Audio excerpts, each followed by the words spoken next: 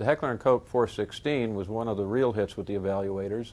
This takes some of the lessons from the G36, the XM8, which was part of the Objective Individual Combat Weapon Development Program that H&K was involved in until recently, and they're still competing for that contract.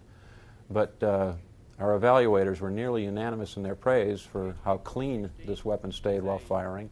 One of them even remarked that this is the weapon we ought to go to war with right now, to start manufacturing these and forget the other competitions that are underway. Has a free-floating forend, can be removed, and it can be reinstalled with no loss and zero. It's a cold hammer forged barrel, meaning it is a much more reliable, heavy-duty barrel. We're experiencing very, very good accuracy with the 10-inch guns. We have a 10-inch gun at the factory that's exceeded 12,000 rounds and still shooting minute of angle.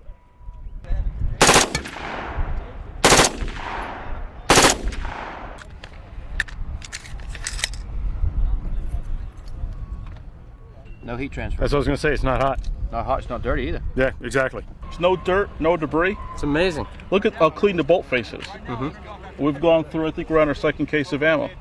Feel the bolt. Pretty clean. No, feel it. It's cold.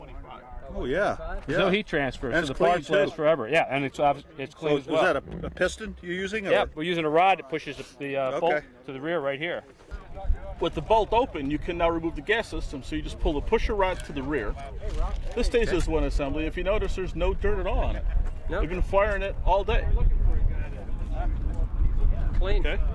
And then you pull out your piston, and this is the part that they would clean. Single plane rail on the front. We have diopter sights. We have a flared magazine well.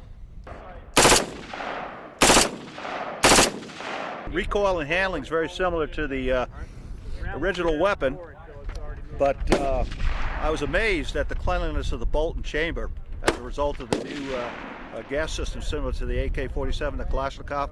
There are other people that have done that. There's a guy named Al Zitter from ZM Weapons. He incorporated it into his system too a long time ago, but it's taken a while for it to catch on commercially. The 10.5 and the 14 are both outstanding. I mean, the function on them is really good. They run clean. They don't seem to be as hot as I would have expected an M16 to be at that point. So, very nice. Accurate, too. Everybody's familiar with the MP5's type sights. The big difference here, obviously, is that when you turn the drum, you're actually affecting elevation. Whereas the MP5 was just a different aperture to, they had one for close quarter battle versus one for extended ranges, to give you a little finer sight picture.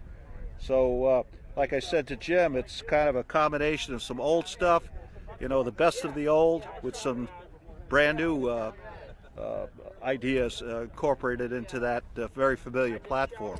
Personally, I think it'd be a good replacement for M4 systems and M16 systems eventually. The M4, as a shortened M16, has got some issues associated with shortening the system overall and the function of the components together. And I think the H&K system represents an opportunity to shorten the weapon without having to deal with the functionality issues that seem to pop up with shorter guns.